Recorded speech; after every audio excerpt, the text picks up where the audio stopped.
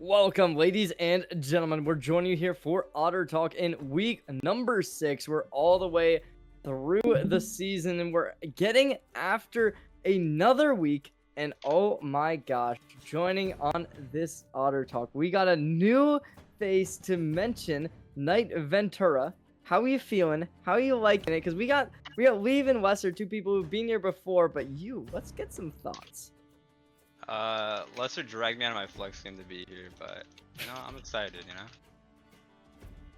I love it. I love it. So let's get a bit of an introduction from you here. All right. Now, what team do you play for? What role do you play in? Like, give me everything. Give me the deets. Okay. Yeah, I'm playing for MESPA White right now, and I play DC, and that's about it. We're 1-3, but these next 2 weeks are gonna be pretty easy. We got Mint and we got DDG. So I think we'll beat John. I appreciate the vote of confidence, and I gotta say, ADC players, I can respect it to an extent. Obviously, I know personally not the biggest fan, but Lesser and Leave, my two favorite people of all time. We've spent a lot of time together. So let's get a bit of an introduction just to recap for new and upcoming viewers. Yo, who first, me or Lesser? Yeah, we'll start with Lesser, just cause we just gotta start with somebody, and we'll go from bottom to top in terms of the voice call for sure. Word. All right. You shouldn't need an introduction if you don't know me at this point. That's kind of your own problem. I'm the villain of all these leagues. Everyone hates me, but if you want to hate my team, you can hate Drop Dead Gaming as well. All right, Leave. You want to give us an introduction then, and then we can start talking about the games, about everything else coming up tonight. Yeah. I am on Dizzy. We are pretty dizzy at the moment, but we got a new jungler, so we might not be as dizzy now. I play ADC. I am very dog shit at Samira, so don't ban it, please. And that's all. Yeah. And yes, so we got the introductions out of the way, and now let's move on, because we got a lot to talk about tonight. Unfortunately, this week we do not have power standings, as what we saw in some of the previous days of Otter Talk. So last week we got that, but this time we got our predictions. So if we could switch over to that and see everything that we got going, then maybe we can start discussing our thoughts and possibly see what could be to come. And yep, there we got it. So very similar in that number 1 and that number 4. Oh, what? These are not this week's ranked. This is not this week. Oh, this is something. Well, mine is just different from everything. Huh. These also aren't the matchups for this week. Oh. Also aren't the matchups for this week. That's Bro, I think TSM will Mr. win. Producer. I think TSM will win. I can agree. I think TSM will also. Yeah, where does TSM play? They play in China one day. Oh, okay. One day. Yeah. Oh snap. Well, this week I believe we have Oh, there we go. Yeah, Wait, I think these are also not the matchups. I don't think. Oh. Honestly. And then one of them just isn't there. Oh, their logo's just dark. Yeah, no, it's Team Busy. You don't. Oh, that's see us. Oh shit, Yeah, that's us, Team dude. Busy. You don't want to see them. Damn, dude. Oh. Huh.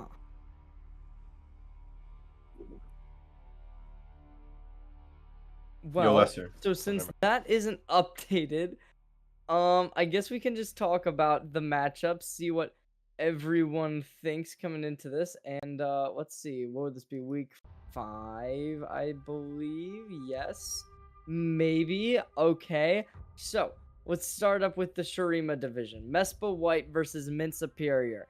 Leave, give me your thoughts. Actually, Leave, give me your thoughts. MESPA White and versus Mint Superior. Okay, watch what you say, man. Okay. Just okay. letting you know. Wait, what team are you on, Knight?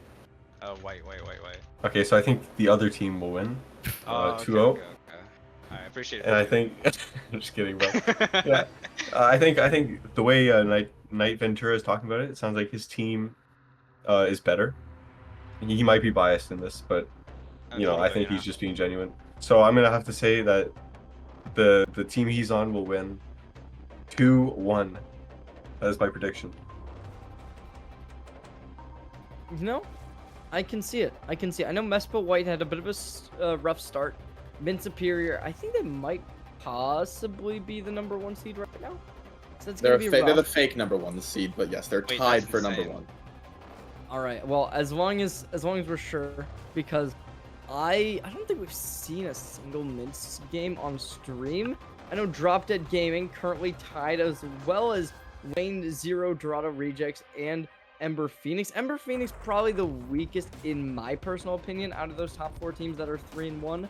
I don't know if you guys have any other thoughts on that. It's just the top teams that face the bottom teams, and somehow we lost the series to Ember Phoenix because we were having a bit too much fun. But no, the standings right now are pretty accurate. Besides, again, there's a bit of bias. We're probably #1. Then after that, I think it's Lane Zero, just because I know we kind of wiped the floor with them. But as much as I hate to say it, that team isn't bad. Mint is probably 3rd, just because of the fact that Mint is just a really solid team. They've been together for, I think, like almost as long as us. It hasn't been quite as long, but I think combined they're the 2nd longest concurrent team, besides their support. But still, there's something to be said with that. And then after that, it's probably Akuma, Ember, Hextech, MESPA Galaxy. I don't think MESPA's a bad team, by the way, Knight. You're a phenomenal player individually. It's just your team may in fact may not stand up to some of the other competition you currently have. Hey man, just say it how it is, alright? I did. I think Yeah, you're a good okay. player, but your team is not living up to expectations. That's all. I think you can definitely beat Mint. Mint is gonna beat you, but I think you definitely can win. Just if you're able to single-handedly 1v9, I think you can win. Okay. If you could put on a setter type performance, except for you actually finish out the games. Huh? Yeah. You Dude, lost to dude. Glacial Esports. Bro, you're on the bench, bro. You don't even play.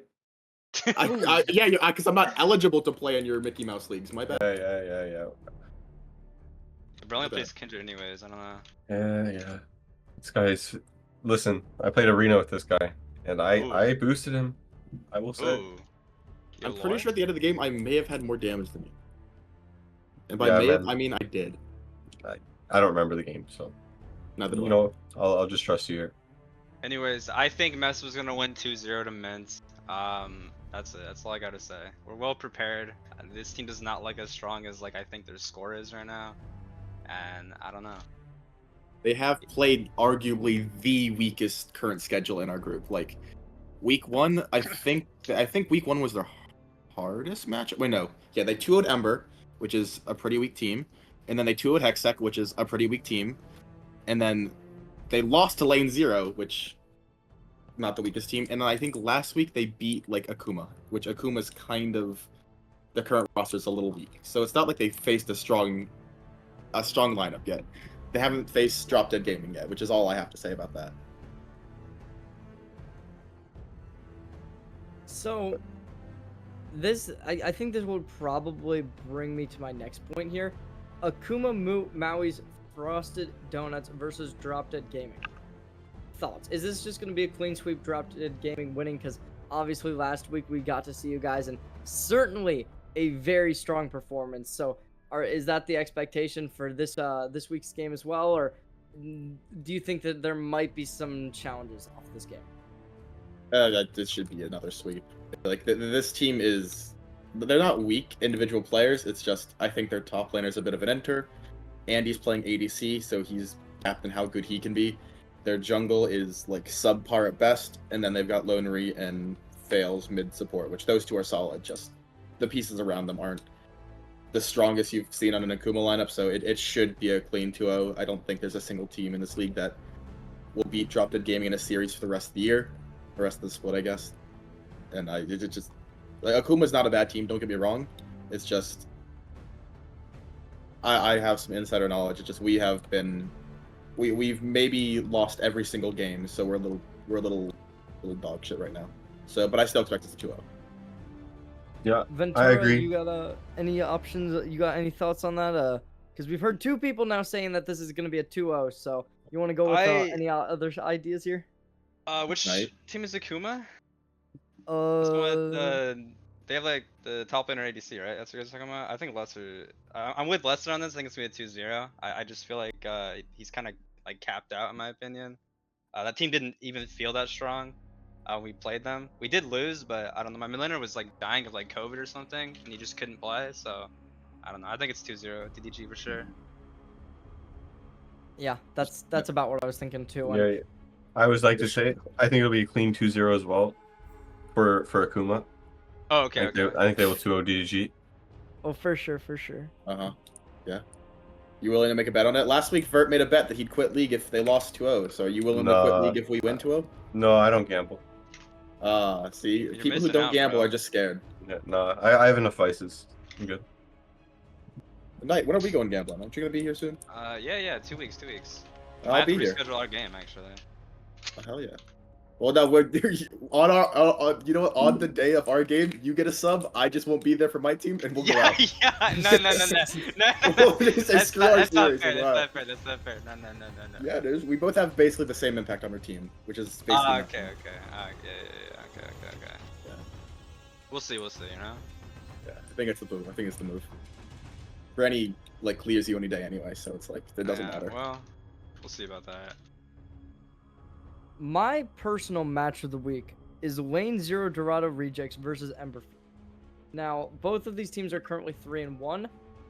Obviously, in terms of just game differential, Ember Phoenix clear 4th place with a 6-4 record. Meanwhile, Lane 0 Dorado Rejects currently in 3rd place with a 6-3 record.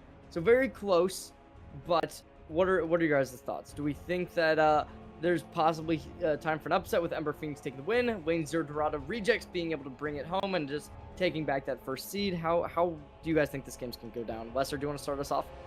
Yeah, sure. Ember Phoenix's placement is a little skewed. They should 1,000,000% be 2-2 right now. The 3-1 placement is a bit like fake. They did beat us, so like again they've earned that win, but it was a very scuffed win. Again, they faced a DDG team where my jungle may have in fact wanted to do some questionable things to himself after every game. So it's like not the most I can't say you look at that series with too much intent about the win. They should be 2-2, whereas we did absolutely wipe the floor with Lane 0. I think with Ember Phoenix having Jordan Bot as support, I think they get a lot stronger than I don't know who their old support was, but I think they are stronger. I don't think it would be an upset if Ember Phoenix wins, but I think Lane 0 should still 2-0 them. Just because I don't believe that the jungle of Ember Phoenix Nostalgia, after his crybaby shenanigans everywhere else, can stand up to the power of Prow, as long as Prow decides he actually wants to lock in today. But I will say, if Ember Phoenix do end up winning Game 1, it's going to be a 2-0 Ember Phoenix. That Lane 0 team is so emotional. It's crazy. If they lose one game, it's like, no guys, we're not tilted, but you can hear them crying behind their monitors. So if Ember Phoenix does win a single game, they'll probably sweep 2-0. But if like it goes to like a game where Lane 0 stomps Game 1, I don't think Ember Phoenix will be able to come back.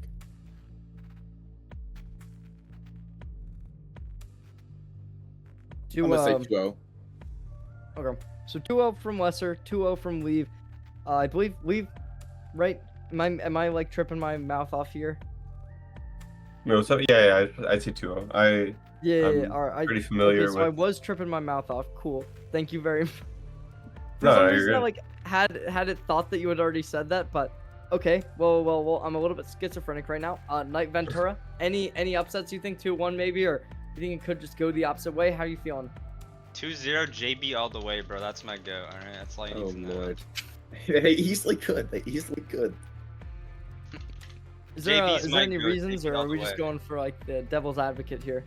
I got a free sub from Jordan Bot, so he's the person I'm rooting for this week. Oh snap! I gotta renew my Jordan Bot subs. Yeah, bro.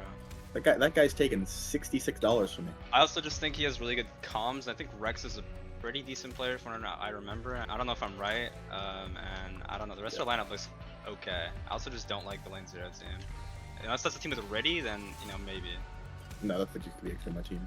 There's a team like Scooter, Verticality. Yes. Yeah, Proud. I don't like that team. Scooter, Vert, Proud, Noah, Awesome. Yeah, no, I don't like. I don't think they're very good. Granted, we Well, lost. I think- them, but, They're good. It's just they're so emotional. Like it's crazy.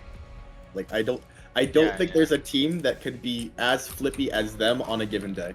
Like they could 2-0 any team, but the minute they lose one game, it's just guys, we're not tilted, right? No, we're not tilted. And then next game you see Hazem go 110 on whatever champion he picks, and it's just guys, we really need to calm down in game. I think if they give resources to Vert, though, it's like that team thinks that Hazem's their carry or Prow's their carry when they just need to give resources to Verticality, and they just don't. So that guy's meant to starve. From what I remember from that team, I remember it's Azim, right? Is his name? And they're Hazem like or 80 something. Hazem and Verticality, bro. They're a little psychopaths when they play. Yeah, it's pretty much how that team functions. It's psychopathic gameplay and hope one person gets so far ahead that their mechanics can carry them. Yeah. Yeah, I like Proud and Scooter, bro. They're good players. Proud, I I think I Scooter's like good. those two also. I like those two also. Yeah.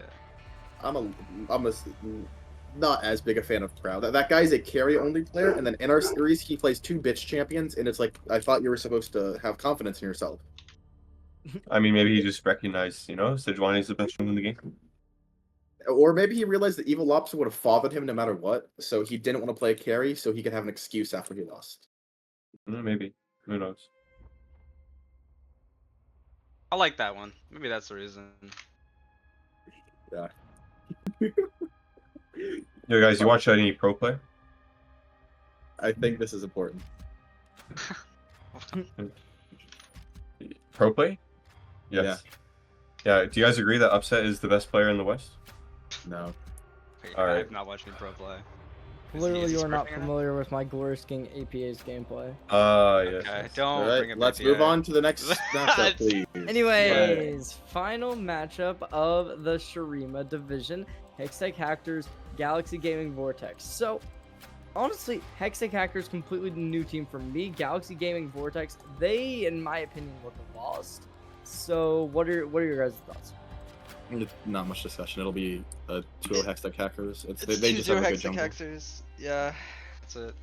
If MESPA can beat Galaxy, that's how you know this team is pretty trash. Come on, man. I'm right here, Oh, please. Sorry, my bad. Oops. My mistake. No, it's okay. I do agree with that. I think Galaxy's like extremely lost. I don't know what they're doing at the time. Hextech Hacker looks like they know what they're doing. I didn't think they're a very strong team.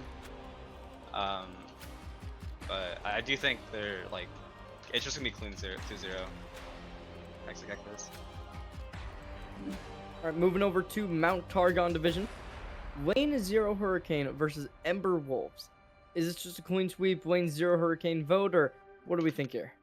Hell no, what? Lane Zero Oh, has really? this guy. Lane Zero has this player, and don't get me started, his name is Archer. And holy this guy is terrible. One of the worst juggles I've ever seen play the video game, and Ember Wolves should like clean 2-0 sweep them. Bro, did he like run you down in solo queue? Like, what happened? Yes. Oh. Did he actually? No, I don't. I haven't played a solo game in a year, but he did Oh, run okay. down this Echo support. I know, and this guy was an animal. He So ran this- down the Echo support. Yeah, Am I hearing that right? yeah. Yeah, Huh. I'd run down Well- Echo support too. So, go on. But yeah, no. Lane Zero should lose 0-2, and Ember Wolves they've got little fizzy top. Dude, that guy's That guy- That guy's my Dude, I just scrimmed with That that guy. Nah. That guy did run me down in the solo queue, a one tricks only champion tournament, but he's still my goat. So you know what? He won me LP, so I don't know. I have a different opinion on him. He'll still 2-0 them, but it's Lane Zero just. I like the rest of their team. Just Archer is a fucking enter. Hate that guy. I That's totally forgot that Archer played on the Lane Zero Hurricane team. So Exactly, that's how forgettable he is. Like I was expecting you to bring up Archer at one point tonight, but I just like totally like forgot about it. Anyways, well, I guess let's move on to the next matchup here. Gang 7 Mirage, Galaxy Nebula. They already played. What do y'all think? I G7 think on that they already top. played. I think they may have already played yesterday. they Oh, have did. they already played? Yeah, And Gang I 7 won. I think Gang 7's gonna 2-0. Yeah, I think Oh, Gang is that 7 what 2-0, happened? and then that Yes. bald guy is gonna like Oh. text and chat about it's a one team league, and then something like that. That bald guy, by the way, he played on the Gentlehurst gaming team in AML and got absolutely had his shit run in playoffs, and it's so funny to see him type in a different league. That's what I But like it's to so see. funny. It's the That bounce is so- back, you know. Yeah, he got he wiped himself off the face of the planet for a couple months, and then came back and is like on his usual shenanigans. It's so funny. It's the goat, man. I don't know. Here's the streamed match tonight. MESPA Such a Master sad. A, Team Dizzy. Such a depressing matchup. Why is this team getting I mean, why is this I don't team know why- getting- I don't know why how is these it- two teams are being streamed. You know what? It's whatever. Team Dizzy will win 2-0. It's fine. Bro, whatever. Lester's ego is crazy, guys. Like, holy. Aren't you? What you lost to Glacial Holy, Esports man. Black? You cannot This be guy, speaking. yeah, my You team is 1-3. We should be 4-0 actually. Like, Or bro, 3-0, come on sorry. now. Come on now. You lost to Glacial Esports Black. I don't think we could be speaking. You lost to Bro, I don't give the a shit. pigs of your group. I don't know who they are. I don't know who any of these Exactly, players are. and you bro. I lost to don't care. them. Okay. Holy shit. You lost to them. Set her on top. I don't know the rest of his team. I think they'll win. Maybe. Yeah, Team Dizzy will 2-0. It's not gonna be close, but yeah, it's just Wait, that's it's just genuinely pathetic. insane. Why It's is a- this the game getting streamed when there's like Ember Wolves versus Lane Zero Hurricane and Lane Zero Dorado Rejects versus what is that? Not Minsapir, Ember Phoenix. Like, You're asking I- questions that none of us can answer, my friend. this is absolutely insane. Okay, well, I guess tonight we got certainly a matchup for us. I think I'm gonna go with MESPA Master A for a win, just because like, an 0-4 is crazy. Setter, how do you feel about that one? Gotta Yeah, I get agree with responded. that. I think it'll be a clean 2-0. For sure, for sure. Yeah. From Oh Mespa? my. Oh Yeah, definitely, for Vespa. definitely. I You think will get fisted. Mespa's gonna beat you? Yeah, okay. Yeah. You know, fair. I'm still predicting Team Dizzy 2-0. Like they should realistically be 3-1 right now. Don't know how they're 1-3, but you know what? To each their own. I mean, We got new 4 jungle. map wins is good. Bro, we win game 1 like hard stomp, and then we fall apart. Well, then my let's PR win ants- game 3. My PR answer is MESPA will win. I might be held against my will to say anything different. So MESPA 2-1. Knight, you can be honest that your organization is very pathetic if they don't have Loki Dosi on a team. Let's just be honest. Come on, man. I mean, you mean Kostek? What are you talking about? You forgot. Oh yeah, my bad. My bad. He's the Yeah, glue sorry. of that team. Yeah, that guy definitely didn't flash forward on Syndra into Echo. Yeah, he I didn't. think that didn't happen.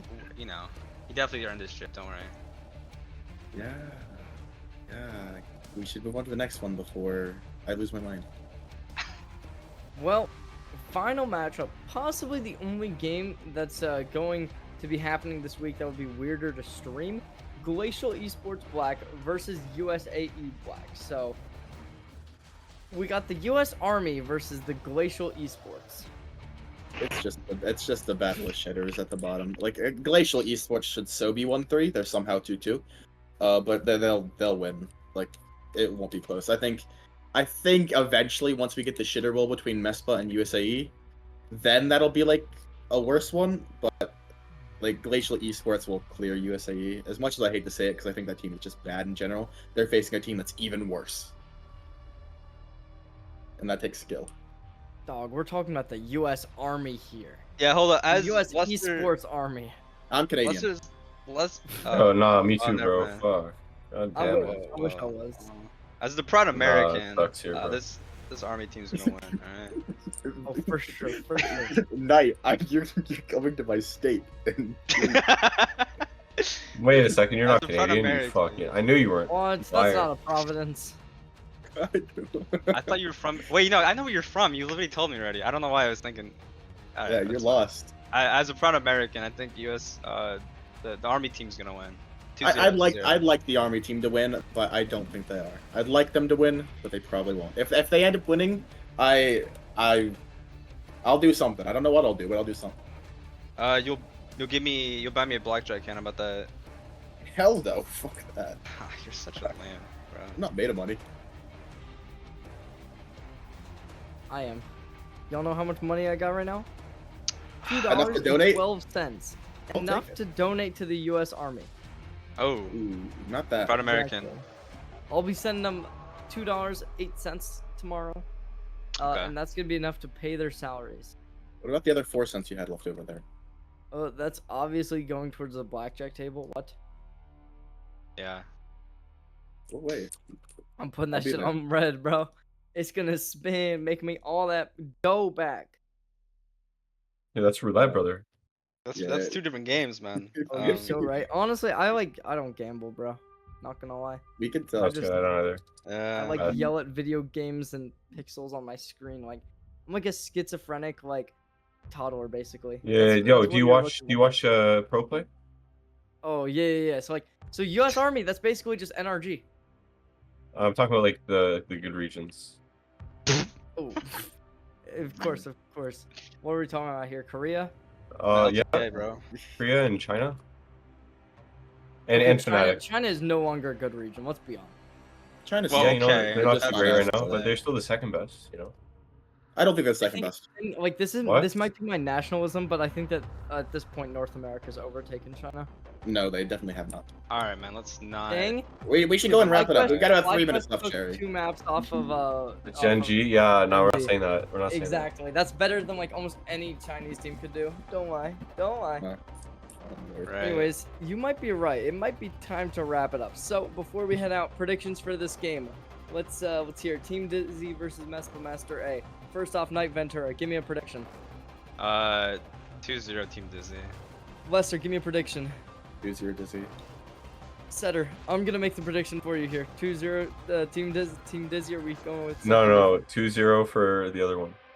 All right, thank you. Let's go. Anyways, thank you all so much for joining. We'll be going straight on into the stream in just a little bit, ladies and gentlemen. But we're going to be going to a short little break. Make sure to stay tuned because we got a big matchup heading straight for you. See you later.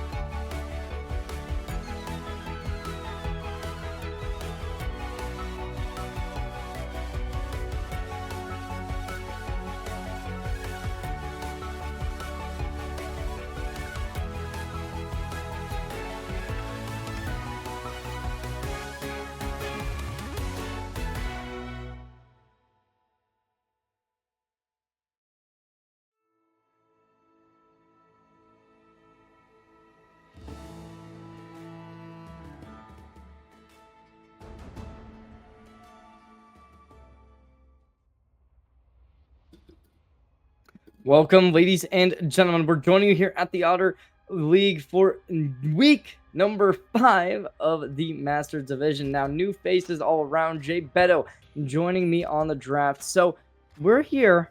Now, we were talking about this during Otter Talk. Definitely a little bit of the weaker matchups today. With an 0-4 team playing off against a 1-3. What are your thoughts coming into this game? Yeah. I mean, my thoughts that I was going to say don't particularly line up with the bans right now. A lot of prioritization towards AD carry right now in these bans. So maybe something that these teams are trying to poke out of each other. I know that there was a bit of some upset and some, a bit of rumblings over in the Discord and in Otter Talk, especially we heard. Players there had quite a few strong opinions about the matches being streamed, but I'm still excited to be here. I'm still keen to watch these matches. The Volibear ban as well.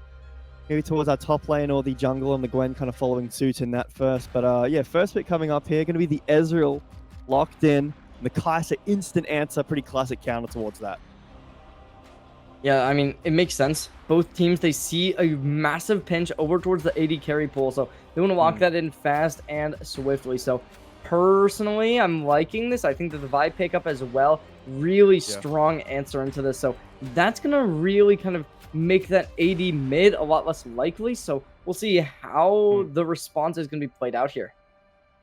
Also, a quite good jungle matchup into the Ezreal. Has that guaranteed engage. Ezreal, notoriously slippery. I could see potentially like a Poppy support coming through as well if you really wanted to harp on that, lack of mobility. Sorry, hampering the mobility. Sejuani picked away for blue side here as well. Really strong jungler. Not necessarily like any combos that I can see so far on blue side, but I would imagine, it could be something like in Azir could be picked up here. You could look towards the mid. You could also go towards the top lane. Could be either actually with this Aurora picked up. I know that in some of the pro regions, Aurora's getting flex top and mid. So I'm going to continue opening up that as a flex. Maybe if it's not necessarily going to be for Blue Otter, but it is going to be the Ahri locked in, taking away that synergy with the Vi. And still a good synergy between the Sejuani and the Ahri. Okay. Ahri, I think that that's a really big pick because it kind of limits that Ahri comboing up with the Vi. So yeah, I don't know how that's going to work with the Glacial Prison. Obviously a strong option. And Best is going to be the next lock. So there is options for that to be in the mid lane. I think more likely than not, it's going to be locked in topside. So Poppy banned out. The response going to be a Sylas. Definitely interesting. It seems as if there's kind of a likelihood that this is going to be in the top side just because of that Sylas ban. They're kind of trying to really go for that instead of trying to go for some support bans. And there's Renekton to kind of finish out the bans from this side of MESPA, or Dizzy, sorry. And now MESPA, they will have their final ban, and we'll see what they do opt in for. Maybe they'll go for a support ban of their own. Maybe they'll try and really pinch out the mid side. There's a lot of options for them, though. I don't know how I feel about Dizzy banning away the Poppy here. I do like it against them, so I do understand. But considering that they have first pick after the second phase of bans, and I think that Poppy's kind of good for them too, against the Sejuani, against the Ahri, against the Ezreal. I would have really liked to maybe seen a force Mal to ban the Poppy or just take it on 4 for themselves. But the Azir hover, now onto the Talia, really good synergy with Vi. Ahri's picked away, take the Talia. Again, Poppy was on the table for that cripple, but now Talia's still there with the rock, so I think it works really well into what blue side is building right now. I'm thinking for support me, Leona, I think with the Ezreal Leona looks quite good here, but it's going to end up being the Braum, which, I understand there's a lot of, really good into Vi, good into Ambessa, but yeah, I'm not sure if I think that was the top pick there for me. Okay. I think that's fine. I think that so far I don't really hate these compositions. I think it's interesting, the Ambessa. There's not a whole lot of tankiness in this composition. A lot of support junglers, which is definitely an option.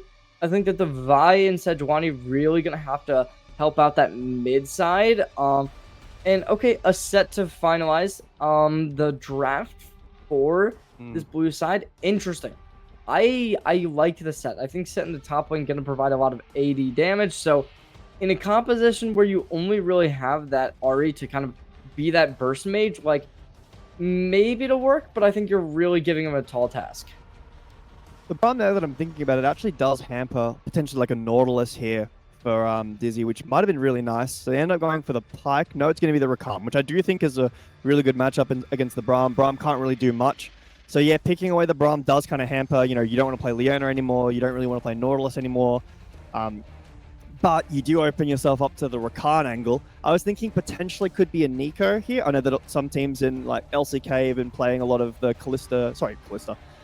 Kais and Nico, something that's rising up a little bit. It is pretty risky, right? Because it's one of those, you know, shotgun style engage champions, the mage supports, where if you miss your engage at 15 to 20 to 30 minutes, you kind of just lose the fight.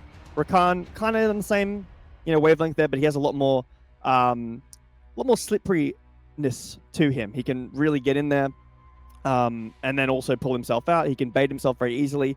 I think the Rakan is a good pickup. And I'm really a fan of Dizzy's comp right now. I'm liking this a lot. I think the Rakan Kaisa is going to be really fast, and I think this composition in general is going to really just want to like find a target and isolate it. On the opposite side, I think that MESPA a little bit more of a front to back with that tankiness coming in from that set along with the Braum. Both of them are going to want to be really frontlining, and then you also have that Ahri to possibly go for a flank with the Spirit Dives, and then maybe you get that just Ezreal to just be in the back line and kind of just stay alive. Maybe use that Sejuani for a little bit of feel. Like, I'm thinking that this could work out very well. However, I need to see it in action, because I think both these teams, like, the theory behind what they're going to want to be playing isn't going to be perfect. Like, this game's going to be messy in all angles, I believe. So, realistically, we're just going to have to wait and see how this does go home. Yeah, I think that one of the weaknesses of Dizzy's comp as well is you touched on it just previously, that they're quite squishy. With something like, you know, the set, obviously the Braum that can catch people out, but mostly the Ahri, the Sejuani with the damage that that MESPA does have. If Dizzy is caught as a single target, none of them can really survive the burst from, you know, the Ahri, the Ezreal, the set, plus the lockdown for basically you just stuck with your hands behind your back for like 5 seconds straight. So yeah, they do have a quite straightforward team fight with, you're absolutely right, it's incredibly fast. There's multiple go buttons, and then every single person can follow very easily. The lane ganking, the side lane play with the Talia roaming from top down to mid, or earlier from mid down to bot or top, is really strong. But I think that if you're caught out, you know, got your pants down a little bit, unfortunate, then I'm really struggling to find how they live through that, and that might really be an issue in these like mid to late game objective setups. Yeah, I want to say that I think that like the objectives, like it probably is going to be favoring MESPA, at least towards the early game, just because of the priority the set's going to have, as well as that there's like just the fact that Sejuani is really good for Void Grubs. The Drake, it's going to kind of be determined, in my opinion, on the mid presence, because if the Ahri is going to be ahead, then I think that there's a good chance that they can be able to take Drake. If not, then like I think it's a little bit more of an equalized state, since Talia not the best at collecting Drakes. So I'm not sure, but I think in general I favor MESPA at least a little bit on the surface. However, it really just is a situation where like I can't favor them at all, because they are 0-8 in terms of their map differential. Like, this doesn't seem like a situation where this will go as we would predict it. Meanwhile, Team Dizzy currently 1-3, but their map differential is 4-6, so they've won 4 maps already. Like, that's instantly just something that makes me think that they're going to win this game, but we will have to wait and see. So we're going to head to a quick little break here. Make sure to stay tuned, because we're going to be back right after this with our League of Legends week number 5 game in the Master Division.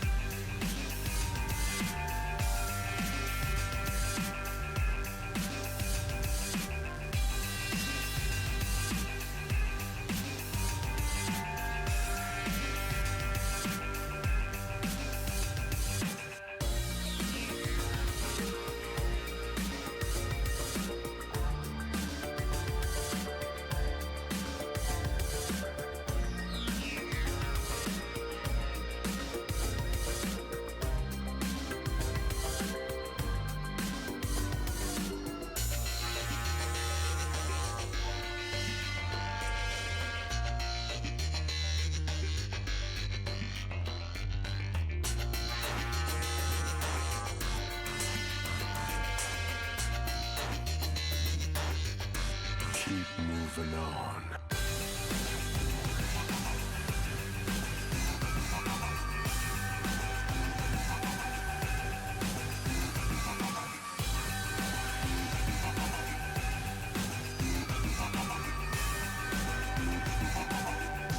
Keep moving on.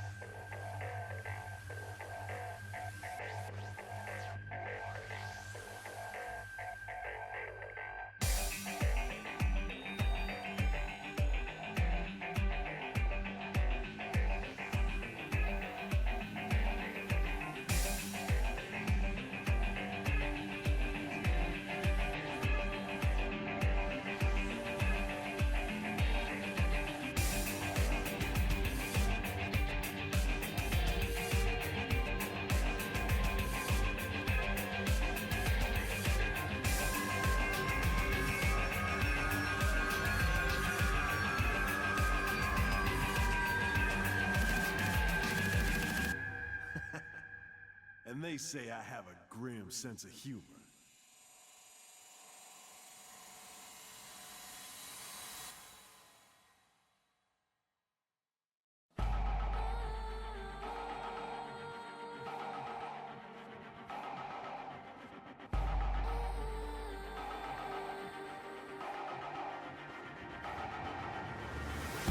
Do we fight to hold our heads up high and beat the drum to what we love? Risk the fall, or we have felt it all come crashing down from far above. Stars are rising, countless worlds colliding, only one will take it all. Can we bring to fall the giants? Can we make the final call? We are the ones to ignite the darkened skies, the champions of a world that we defy. And welcome, ladies and gentlemen. We're joining you back on the Rift, and we're ready for some League of Legends gameplay. Obviously, both these teams currently down the dumps in terms of standing. We were talking about it earlier. 1-3 for this red side. On the opposite, blue, we got an 0-4 scoreline. Needing to pick up a win, needing to get something done today. This is exactly where they got to do it. Now, joining me back on the mic is going to be Jay Beto. So, I want your prediction here. 2-0? 1-2? How do you think this game's going to go down? I mean, you know, well, I was going to say, you know me. You actually don't. But I love giving a little bit of love to the underdogs here. I'll say 2-1 for Dizzy. I understand, and I do agree with you that 0-8 is a pretty rough map score. So I would be incorrect as potentially a roll down here in bot lane, but just some poking back and forth. Yeah, I would be a bit naive to say that 0-8 is, you know, realistic for me to say with certainty that MESPA can win. But I think that they have potential to take the game. I like their comp, and I think that having a good draft, in my opinion, is a good tell that a team can perform well. Yeah, I wanna see a competitive series. I mean, I don't know. It's seeming as if this blue side of MESPA Masters is certainly not the greatest situation, with already this Braum down in the dumps in terms of HP, trying to trade it out, not finding a whole ton, and obviously the bot side is where it probably is going to come down to, due to those Drakes being very necessary, and top side as well. The Ambessa, that's a very early game champion, but going up against a set who thrives in that same situation, it's going to favor Texturance a decent amount. So maybe they'll be able to make something happen with some outplay mechanics, but right now they're currently down 7 CS, which is not good whatsoever to be down already. I think having the Ambessa on your team, you're right, it feels really bad to go down this much in the early game when ideally you want to be pushing in and having a good early game. But having any kind of ult that layers with the Vi, with the Rakan engage, helps the Kai'Sa have space, I still think is a good addition to the comp. This is actually the first game that I've casted on this new map. I'm really interested to see how these teams play around the new objective timers, where the Grubs is now later, so you can't have a dragon for Grubs trade. I am interested to see how these teams prioritize, whether we still see a lane swap later on to try to prioritize towards those Grubs, whether there's going to be a team fight completely towards the dragon, or whether the team without prio is just happy to give that up and get a better timer for the Grubs. But yeah, I think that in these mid-game fights, I mean, once Vi hits 6, Talia can roam and Kai'Sa gets, obviously a little bit later than level 6, but gets that first upgrade, the Q evolve.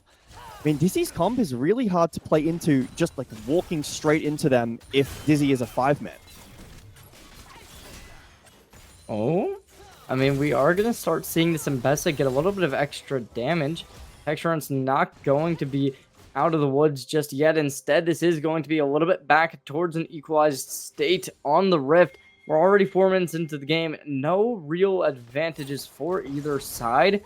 We will see this Vi going very damage-based with some longswords already bought up in a bit of a differential compared to what the Sejuani is going for with a giant spelt. So it really does show the parallels between both junglers. One going to be going for some stuns and a little bit of extra damage output. The other just trying to be that supportive cast to really help out the team. Texture's needing to play a little bit careful as well up towards the top side because they don't know, but that Vi is lurking. That's somebody who you really do have to watch out for because especially in the early game, if they are able to get onto you, it's going to be difficult to get away, especially if they get that cease and desist up. I don't believe they'll be able to get it during their first roam. I believe they are still on the first roam, even though they do have 33 CS. Maybe we'll see some extra damage. Boy is going to take something, but right now, it's a very difficult situation for the side of MESPA with a difficult side on their bot lane. They're going to be able to trade it back ridiculously well, kind of just equalizing the state of the game, but it won't give them too much of an advantage just yet. And you see right down there, Rakan does have a good matchup into the Braum, considering the Braum can't really stop the Rakan's engage at all. Typically with the support matchup, you want something into Rakan that can completely nullify his engage, but when you're just standing in front of a Braum and not running past him, the concussive blows does so much against the Rakan when he's not running past. Dragon now started up by Dizzy, so doesn't have prior towards the bot lane after that reset from the Ezreal and the Braum, but not in position, MESPA, to try to contest this. So I imagine this is going to go down quite easily for free. Kai'Sa pushing out this wave as well, and although Ari potentially had a roam timer there, quite free. No contestation and no real struggle from Dizzy. Yeah, there wasn't really anything to contest there with both bot lane and support walking back from the jungle. And at this point, it is going to just kind of be a free Drake, as you said. So very rough scenario. At this point, Grubs are going to be the next priority you want to be taking. If you can get that up, it's going to be a little bit favorable, but it still is a situation where you got to make something happen because honestly, I think that these compositions, they're not really built for late game at all. So I'd favor... I think I would favor Dizzy when it comes to having a late game situation. I don't know if you disagree on that, but at least that's how I'm seeing it, just due to the fact of that Talia and Kai'Sa both going to be a little bit stronger once we get into a later scenario. Yeah, I definitely agree with the Kai'Sa. I love Kai'Sa, but Rakan looking for an engage on Braum, forced to flash, but in the top lane. Very rough scenario. For sure. Both teams going to be in a bad spot. There's the flash extended. And honestly, it doesn't seem to be doing a ton. The Ambessa will not have that public execution available. And that might honestly lead them to just be forced to not find anything. Texture's trying to run away, going towards the towers. Going to start the engagement once more. But they won't find anything. And that's going to be Texture's falling to the floor, leaving Ryan Pakes in the kill. Oh my god. Actually, just the outplay of the center. I think they probably should have just tried running to a turret and taking that gamble, but unfortunately they just didn't, and now they're going to be back in the spawn room. Maybe, oh, this could be rough as well. They want to try and get something, but nothing to find. I believe the Griefhead didn't find the steal as well, which is really, really rough. Yeah, Pap able to secure that red buff away, and first blood onto the Embessa. I mean, we're talking about the Embessa having a bit of a hard start in lane, but now with that first blood, the extra gold, and these waves catching basically completely back up on just CS, and then obviously the first blood bounty really helps Embessa in this lane. They're able to push out this next wave, base, come back, but Set's already looking for a lane swap. He's already roamed down to the bot side, like I was talking about before for these grubs. Ezreal and Braum have base. The timer was a bit awkward. It was very telegraphed because Set walked into lane while Ezreal and Braum were still in lane, and now Set on a ward. Oh, texture into the bot side, taking a little bit of damage applied onto them. The 4-stack won't be activated, and texturance, I mean, they're on the bot side, which I don't love, because now lots of priority going to be for Dizzy in the bot side of the map because of that applied pressure that you get against this ranged bot side. But wait, okay, Freaks are almost getting shut down, but fortunately, I mean, fortune favors the bold, and they certainly were bold there. Oh, Weaver's Wall is going to come out. No real damage to be found just yet. Knockout's going to be there. There's the ult coming in, and Texturance leave left on an island. Absolutely dominated.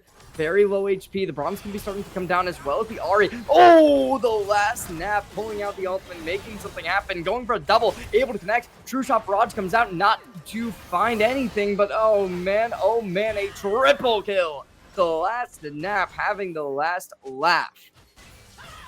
A beautiful roam down to bot. No prior in the top side for Dizzy, so they decide, okay, we'll give the grubs. Well, actually, they managed to steal one, which is really nice there, but with Talia ult, the Vi in a good position to roam bot side, cut off the, disengage the retreat from Set, dive him under tower, some good tower aggro juggling, nets them that kill. But then, Vi, Papilo, is on enemy Krugs, not around for the dive at all, has ult available, and the entirety of MESPA shows up in spades to avenge Tex's death. I think that, if Papilo was there, I really think that the fight goes a lot more handedly in favor of Dizzy, maybe even completely in their favor. Maybe the dive is faster with Vi ult on top of that, or just the Vi's damage in general. I think that the disengage is a lot easier. Vi ult onto the Ahri as she's trying to go in, flash over the wall if need be, and hopefully not give over a triple kill. But unfortunately, some miscommunication potentially. That's MESPA a big comeback after some good macro decisions from Dizzy. Oh, possibly some more engagements up towards mid. Going to be very, very rough to make anything happen here, but the problem's going to be called out and forced to back away, trying to make a little bit of pressure. The Drake is spawning in just a couple seconds already. We notice we do get to see the Sejuani. The Grief going to be forced out of a flash over the wall and leaving them in a rough spot. It will be the Ahri to relieve some pressure, getting the charm connected, and nobody to really enter the pit. However, I think that might be a misplay. I think at this point, if you are on this red side of Dizzy, you're just going to want to try and force that open. With the amount of damage you've already put into place, like, that could be a very strong situation. However, they will try and engage now. Half-Light going a little bit too aggressive, and the Grief trying to capitalize upon it and not finding much. Instead, it will just be an equalized state once more. We look and we see this engagement possibly to come through. They're just trying to hold this Drake off MESPA right now, and it's still going to be capitalized upon. Nobody to really find anything. Freakter going to hold him out. The last nap, somebody who's been really impactful this game, already having the Rod of Ages on the line. They want to make something done, but making that magic's not going to be easy. True Shot Barrage comes out. Stun's going to be there. Glacial Prison online. The last nap's going to be able to find the first, and they want to be able to connect the second. Boya finds the next, and that's the Drake. The Grief continues to really be on a rampage here, and now it's up to the Carrot. Shut down. Last remaining player. Leave in an island force against the last nap. Everything connects, and that's going to do it. 20k gold already found, and at this point, Jay Beto, not sure about you, but this game seems over. It's feeling rough for sure. I mean, losing that dragon there. I feel like Dizzy have a we were talking about on the draft, right? A very straightforward idea of a comp. Vitalia is a real classic combo that's been had a lot of priority towards it in recent years, especially the last 2 or so years in places like LCK. But what happens during that fight is Dizzy has a really great setup around the Drake. Then Holy Carrot here sends his full combo way too early. I know that Talia has, really low cooldown on Q, but Flick and the rocks were both used on nobody. It missed completely. There's a visit up to the top side. Will force Mbessa's flash. Maybe Cordia here is Holy Carrot. Oh, look at this engagement. There's a Charm's going to come out. Papillo is going to be really in a rough spot. Forced to just stand and wait. Texturance finds the person. They're going to try and go for some more. Public execution is going to be there, but not finding anything. Another kill converted with no pushback whatsoever. Now, Ryan trying to find anything online, but they will be just shut down and equally nothing. It's an equation they can't solve, and already this 2K gold lead seems to be extending further and further. I mean, continuing on with what I said, which happens again here. The combo from Talia is kind of used completely raw with no setup, and Papillo has died twice in a row now, so obviously dies at Dragon there, comes straight up to top and dies again, both times without using Vialt, which is a large portion of this comp's identity, is Vialt with the Talia, layering the CC, and Bessa the same, Rakan the same, Kai'Sa, generating space and allowing to do damage, but I think Papillo is really making some crucial mistakes as Mbessa's caught. Oh, mate. This is going to be very, very rough. We'll have to wait and see how this does in turn play out, because this gold lead, it really is extending. And just look at this game. Oh my lord. Both kills on the same person. Texturance is being in a rough spot this game, but oh, Season Assist's going to be there. They want to try and get something more, and oh man, this Rakan almost falls, but they will be able to get out scot-free using them teammates as a taxi service, and finally, a kill will be there to try and bring this game back. I mean, it helps taking that Ezreal down. I was talking about how well parts of this comp can handle the Ezreal, and I mean, Ezreal in the hands of some, Pays, Elk, Viper, obviously, amazing AD carries. It almost feels like the Ezreal is completely unkillable. He can never be touched. This is not that. Ezreal gets taken down, and it is, it does feel good. It's obviously a kill bounty over, shutting down this ADC, but I'm still looking at my screen, Cherry, and I'm seeing a 7-0 Ahri that's already 5 stacks into Roa, and I'm wondering to myself, how does this Ahri get shut down, if at all?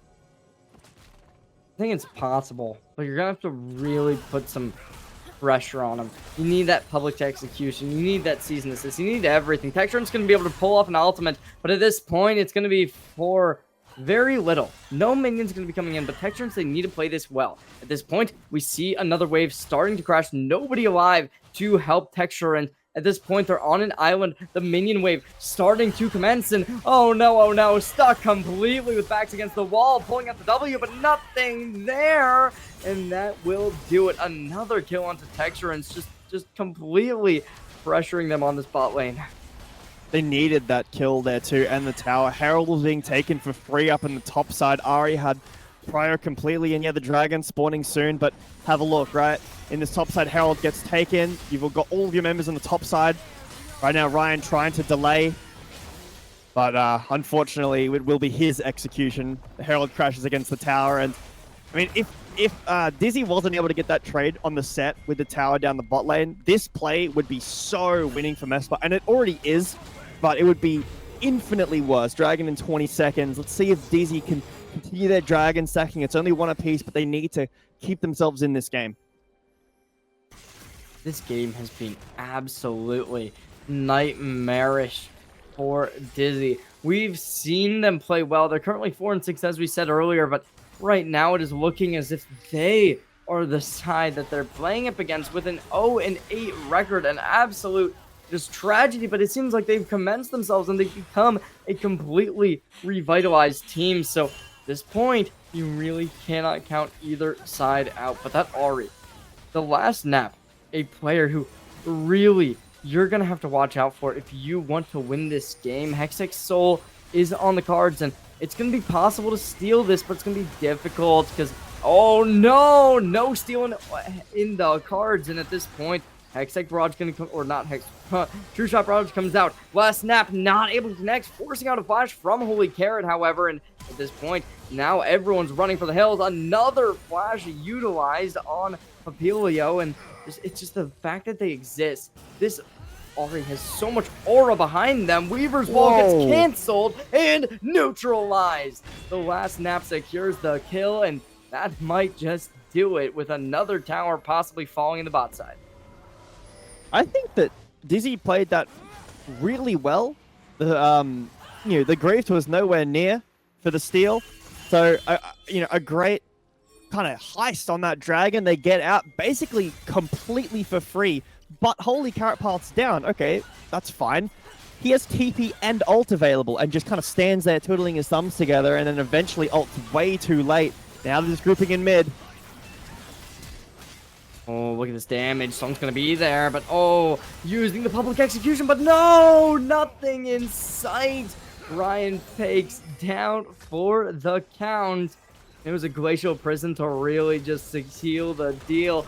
Now mid turret under siege. Damage is there, but the stun's gonna be online. Ryan Pakes not in any position to help them. So without anybody here to really take this damage, we said it earlier, this team has very little tankiness to it. So without your top laner online, it really leaves you just having to play so safe. Ryan having a really hard game. Both this Talia and this Mbessa struggling to really find the value, and that's kind of rough because I think that this team comp has so much synergy built in, but these players, not particularly on the same page. And, I mean, just starting to... This game's kind of starting to slip away. I think that there are options. I think that Leave still has scaling potential. Now has that Rage Blade and the Kraken. Atacon spawning in about 30 seconds as well, which I don't want to see pulled off of spawn. That would be but still options for Dizzy. But yeah, it's slowly pulling away. This gold lead is increasing to a position where it's getting very, very uncomfortable to do anything in any fight. I will say a large portion of it, if not most of the gold, is on this Ahri. So if the last nap makes mistakes, if they're able to, if Dizzy's able to catch him out before a fight starts or as the fight starts and he's the first target, the fight looks a lot better for Dizzy. But I'm worried that that's not going to happen. And if it doesn't, I mean, even if you do catch him, actually, this rower build with Leandries makes you so tanky and really, really hard to take down. I believe that the rower build did get nerfed, but last snap still wanting to go towards that. I still think it's a good option. Being able to build HP on a champion like Ahri and Ezreal, right, with the Trinity Force, being tanky in your backline while still offering utility and damage is really underrated. Well, not underrated, it's very meta in the build, but I think that's an underrated part of why it's good. Trying to force through mid right now, but Atacon ping's coming out. I don't know if Dizzy can walk in here, Cherry.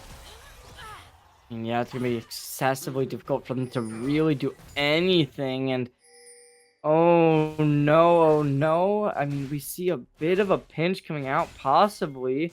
But this set's going to really be targeting the Mbessa and nobody else. So now if you want to fight this, you're only going to be in the two-dimensional fight. No 3D. Ryan Pakes taking 2 shots from the turret, able to dodge out from some of this utility coming in, but at this point, the Otacon's the target that you want to prioritize. Season 6 can be there. They want to try and target, but there's the ultimate coming in from the last nap. There's the Otacon found. At this point, it's just an absolute domination. Holy Carrot's trying to make them wear it out, but oh, the double airborne. Bucket's there. Bucket finds nothing. Holy Carrot just being alive for a couple seconds longer.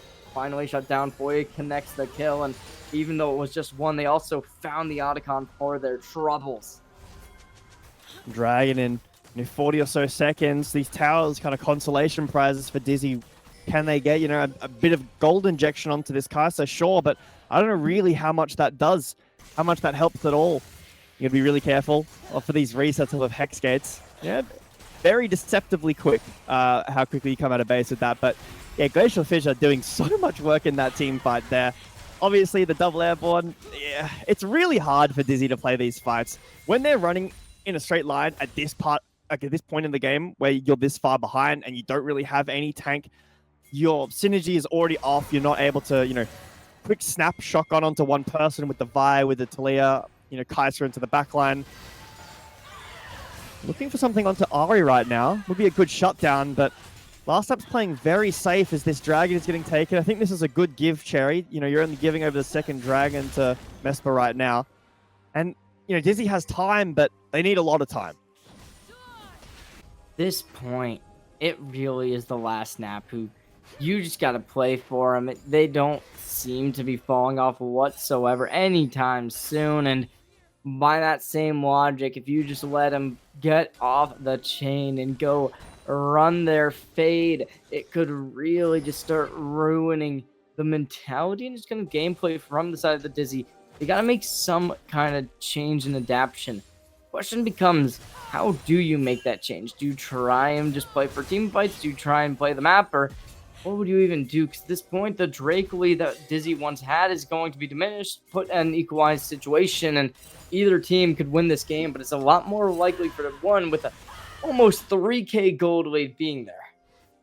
I think the answer to that question, it really comes down to what Dizzy reads as their win condition. If they read that our late game is significantly better, they need time. They need to not pull dragons. They need to not take this Hex Gate and walk in with a great bush bait. If their win condition in their mind is, a team fight, and it looks like maybe they do think that is, engage onto the grief. Oh, this could possibly be going some way. The Ahri is going to be staying around in the jungle, but not able to connect too much. At this point, it is a situation where you're going to want to play a little bit safer if you're on this blue side, because as we can see, that set has been walking a bot lane, taking down the turrets, and you just continuously hold your opponents. They can't really move anywhere. We do see on the top side of the map, there is going to be the MESPA running it down, so possibly to try and take down a turret. We do see the Sejuani able to potentially match them. However, they will be taking one of those Hextech teleporters. They're going to go in the gate and find their way into the jungle. Now, I mean, I don't know. It seems like there's priority from Dizzy to try and go for a Baron here, which I like. I think flipping for this is going to be one of your best options here because you kind of need a gamble. At this point, you can't really play safe. It feels like although the gold lead and the kills obviously in favor of MESPA, but Dizzy's map control is really good. It feels to me that they have a control over a lot of MESPA's jungle right now, using their tempo really well. Engaging around this Baron pit right now. Oh, fight's gonna be there. Crucial Barrage comes out. Now it's gonna be a little bit of a rough spot. We do see the Brahmo coming in, and oh, look at that dive! Just running it down onto Texturans and secures the kill. Now, 2 people down. It's going to be exactly what you needed. The last snap's going to be arriving shortly. However, pushed into the pit, completely collapsing onto him. And that's gonna do it. The gold lead diminished, equalized, and Baron on the cards for that. Oh my god, how on earth did that happen? Absolutely crazy masterclass performance there. Jay Beto, I don't think we're going to be seeing anything like that rest of the night. Dizzy finally land their team comp. They finally hit the Vi ult, the Ambessa ult, the Talia shove, Kai'Sa into the background. Look at those ult timers. Vi, Ambessa, Kai'Sa, all very, like almost exactly at the same time. And yeah, Kai'Sa ult is a significantly shorter cooldown. Rakan is longer, but they were all used in synergy together. Finally landing onto the members of MESPA. It nets them Baron. The last snap tries, but he falls. A good attempt, but again, Holy Carrot hits the shove again. And if Dizzy can continue team fighting like this, I mean, obviously, they have Baron. They've bridged the gold now back into their favor. Dragon spawning in a minute or so. Yes, they're in the driver's seat, but I still think with their comp, if they continue to make mistakes like they were in the early game, the game will flip back in favor of MESPA. But, I mean, I see signs of life from that team fight there. If they can continue like that, MESPA really have to reevaluate how they're going to be taking these team fights, because if they get engaged on one more time, it might just be the game over. Oh, right now, definitely not a situation you want to be in. We do get to see this Drake spawning in 20 seconds, so that's a priority both teams are going to want to go for. You get that, you're put onto Soul Point, you're looking pretty.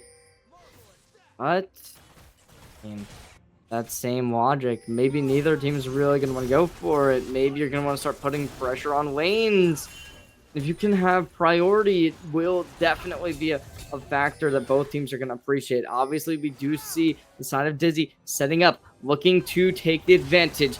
At this point, though, the damage is already going to be increasing, and oh no, the last snap already put down on the ground. True Shot Barrage to start the Drake, not connecting onto any of the opposition, though. Holy Carrot definitely going to be the priority you want to take for the last snap. Same situation for them. Engage comes through. The Grief's going to be taking so much damage. Charm's there, not going to find anything. Texturant's down. At this point, though, we do see the problem in a bad spot. There's a double kill coming in. Oh no, public execution, triple kill, Quadra! And that's Leave shutting the door, leaving them in the dirt. Just as I said, one more team fight. If it looks that way, Dizzy run away with the game. Ryan's positioning there around the back caused so much chaos for MESPA. He didn't even need to engage there at the end. It pulled Fuya and the last snap so far down towards that bot side tier 1 tower. And just him being there split up the fight so significantly. Then, the sandwich from the front side pinches onto, Braum, onto Set, to Dwani. And then that public execution over the wall landing onto the last snap was absolute cinema. It won't be the end of the game just yet, Cherry, but it does feel like it's close. Hex Soul Point now awarded for Dizzy. And Baron spawning shortly after that. It's feeling pretty good. Oh my lordy lord. This game has been an absolute just nightmare for both teams, whether or not it's being down 3k gold, whether or not it's marching into the base. At this point, it really is the side of Dizzy that looks so good. Maybe this is how they win their games. They just wait for Leave to get online. But we said it earlier, we're going to say it again. It's the Weaver's Wall coming down, flash over, but now stuck between a rock and a hard place. Holy Carrot secures the kill. That is just the support. True Shot Barrage trying to apply some damage, not to find a whole ton, but oh no, this is looking rough. No objectives to really take priority at this point, but there is going to be Soul Point on the table, so if they want to opt for it, we could see the side of Dizzy just try and play just aggressively passive, I guess would be the best word to describe it. Just like take control over these lanes, make sure that they'll be able to take that Drake once it comes down, because it is only going to be 3.5 minutes at this point, but that might not be their idea. They seem to want to play aggressive, and going over the ball. There's the turret down. At this point, it is rough. Next is complete and utter just bare turrets in the spawn, forcing the side of MESPA to really just sit and wait. How will this play out? Nobody knows, but this Braum gonna be really doing the heavy lifting, making sure no damage gets on through, but it's gonna be applied so heavily. And now marching in the mid lane, finds the first turret. True Shot Barrage finds nothing, no connection. Damage comes down onto the Sejuani. No. And maybe it's too aggressive. Going in. Oh no, Cease and Desist's gonna be there. There's gonna be Glacial Divide as well. Resurrection's gonna be online and possibly to find something, but right now, sitting on the rocks, forced out of a blast. There's nothing. And now Ryan Pigs trying to get away, and they will be able to do it. A little bit of damage, no kills. Public execution gonna be available. There's gonna be Leave over the button first. Now it's all up to Leave. Triple kill for Leave. Going in. Weaver's Wall. That's gonna do it. Game's over. Shutting the door. Quadra. Make it a penta. The only thing that can stop his Penta is the tower, Cherry. Here, unable to get it. Public execution. Once again, they find the combos, and they shut down MESPA. One more tower remains, and this game continues, but it doesn't feel like it needs to. Dizzy are so significantly in the lead now. Nearly 10,000 gold. Baron has just spawned. Soul 2 minutes away. And MESPA can't do anything but watch as their base is in pieces. Oh my god, I'm actually so surprised that they did not finish there. An absolute just atrocity. And MESPA is in the dirt. They got to play defense for the rest of the game. Maybe they can flip for something, but that's going to be a Hextech Soul almost just guaranteed on like the conversion. Maybe you'll go for the Baron as well if you really just want to solidify your win, because at this point, MESPA, as we can see, the Sejuani's out of base, but the rest of the team needing to sit here, especially with these minions coming straight on through the mid side. Gonna be rough, but MESPA, we saw them maintain a lead earlier. It really is just a situation where Leave comes online. That killer instinct ruins them, and maybe something's going to change, but it's going to be rough.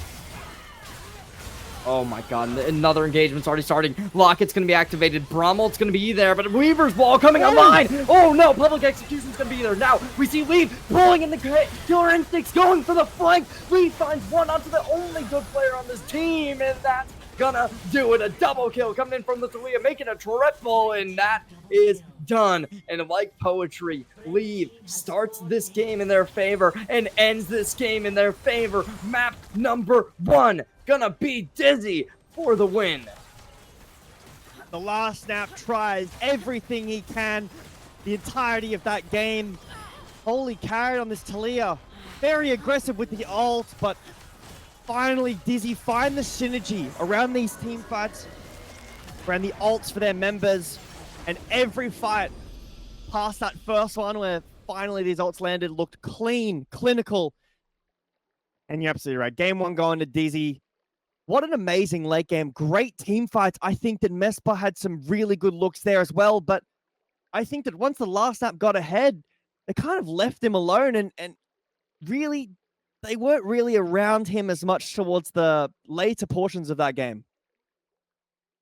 I think Leave is just an absolute god. Like, look at that. Oh my lord.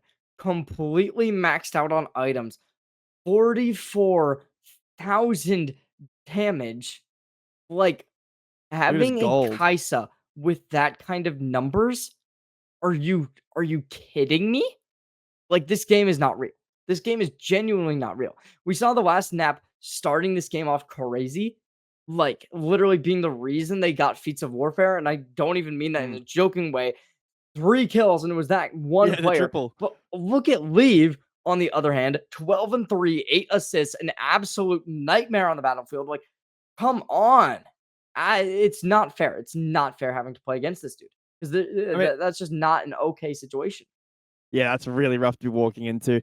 I think the biggest thing here is when you're playing a character like Kaisa, you're playing one of these hyper carries, Zeri, Jinx, anything like that.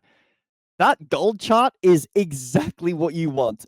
Your whole team is like even or, a little bit behind, some ahead in some places of the enemy team. And then your Kaisa is just 6k ahead of everybody.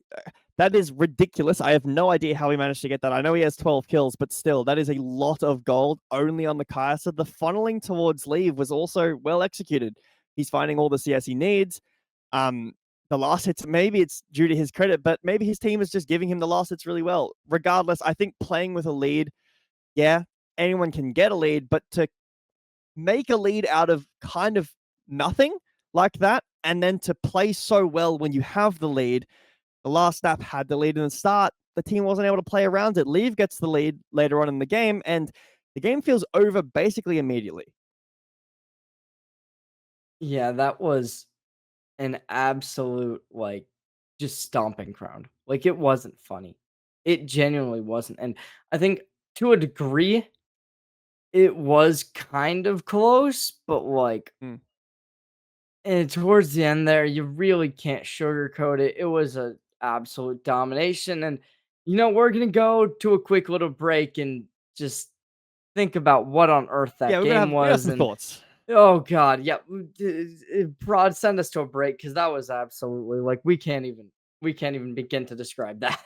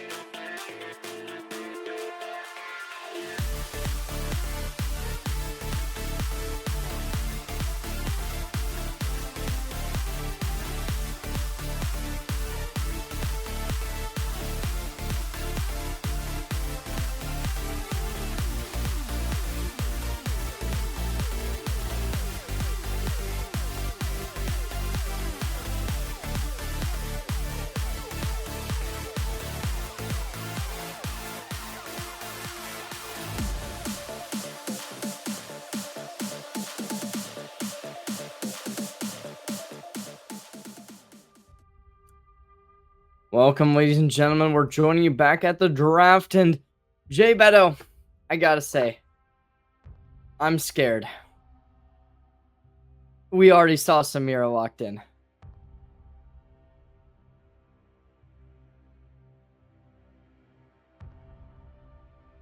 Well, not sure if Jay Beto lost internet connection or what. However, we're just gonna go through this. Oh, that's not locked in Samira, it's a banned Samira.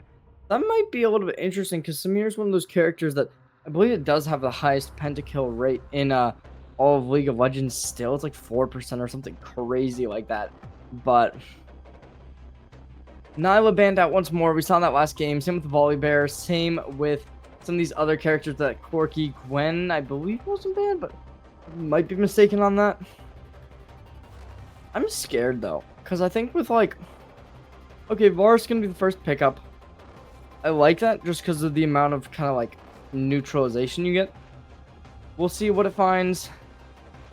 As of now, though, it's gonna be difficult to really get too much.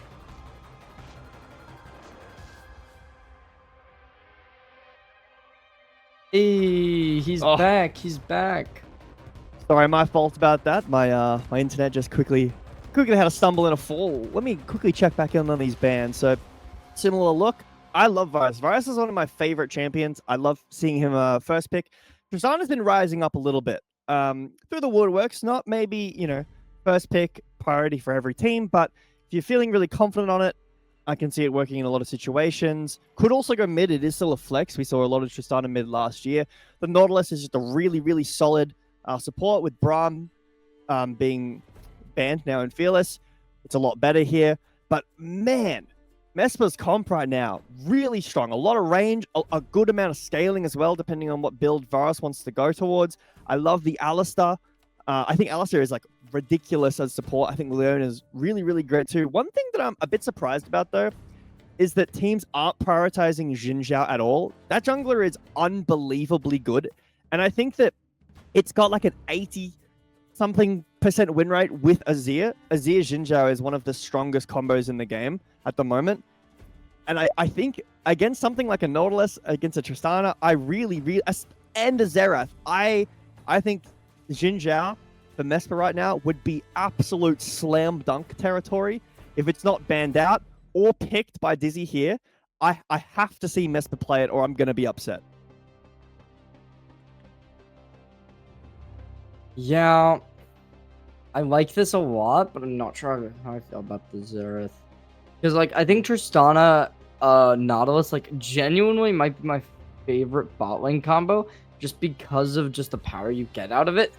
Obviously, doesn't have a whole ton of priority like towards that like early mid game. It's really good early and it's really good mid, but like I don't know. I could be wrong. I think that Um, Xerath is LS's favorite pick into Azir, that he's been talking about it being really good for quite a while. I know that LS might be a bit of a controversial voice in some, aspects of analysis, draft analysis, but I think that there is merit to it. You just completely outrange him throughout all the lane, and it is a bit of a not common pick, though. Yeah, I'm not sure. I think Scion would be cool. I think Scion makes sense here. Not real. Actually, wait, what am I saying now? Scion doesn't make sense. Because I feel like if you wanted a Scion, you probably shouldn't have walked into Tristana. Because, like, you kind of want an 80 carry for that to be, like, worth it.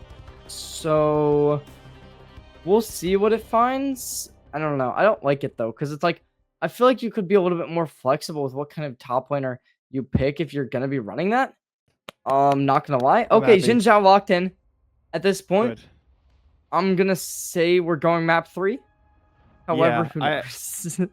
If this isn't locked in, no! Ooh, I okay. think Skarn is still good. I still see it, Yeah. but I think that Jin Zhao there would have been really, really nice. I thought it was locked in, but I still think Skarn is good. I think Sion works in a lot of blind pick situations. It's a really good weak side champion, but you're against most likely on-hit Varus this game. I know Xerath is there, but I think on-hit's really good this game. And in Azir, I don't know if Sion can really fight. And with his Camille locked in now too, the side lane becomes a lot harder. Yeah, Sion's going to have a good wave clear. And if you're really good at playing against the, basically like the bow strat, right? Where you just die, take a good tempo deaths for, waves, then yeah, Sion can get a really big lead, but I do think that's quite a difficult playstyle to actually do correctly, especially in like an organized pro game or whatever you want to call it, right? Organized play. Xin Zhao picked up for Dizzy. I still think Xin Zhao is one of the most ridiculous junglers in the game. I don't think it has the most impact here. It's great against Varus if you get ulted. You can immediately just ult away. But yeah, it's. I would have really preferred it for the blue side, I think. The MESPA. I'm excited because Tristana locked in. I mean, we saw Leave doing some crazy, and I mean crazy stuff last game. So who knows what they're gonna pull out this time? But yeah, this is gonna be crazy either way. But we're gonna go to a quick little break here, and when we're back, we'll be going straight on into the rift. Sorry. Oh, actually, it's gonna be opposite side. So, okay. Well, that is certainly interesting. Oh, and, okay. Well, we'll see whether or not Leave can handle the pressure of that Tristana Nautilus combo on the bot side. But we'll be back right after this break.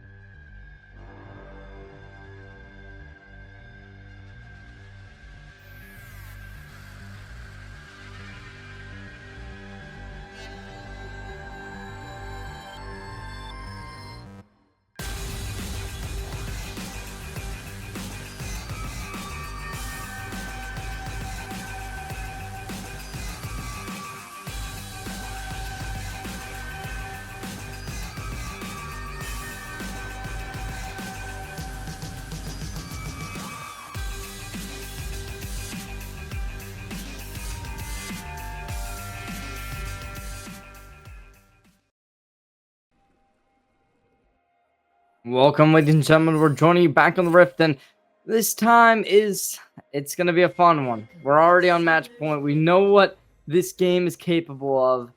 I think realistically, based on these compositions, we're probably gonna be saying the same thing. But same as always, me, Jay Beto on the microphone. We got Zane back behind the desk, so we're going straight on into the Rift. And oh no, we might already see a fight break out.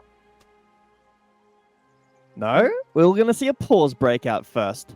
So just, have some players check out some settings and make sure everything's okay. But, these teams after this pause is done, very likely to run into each other. And Boris has Hail of Blades. That's a really crucial aspect for the level 1, although Scion is something also really good at level 1. I'm not quite sure who I would say wins hardcore out of these teams. I think it's going to be bloody and bruised, but maybe it'll come down to your execution. What ability does Camille have? Is it Q? Is it the E? Can she get the stun off? Is it just the W? I think a lot of those aspects are going to determine which team is better here in a 5v5 level 1 all in.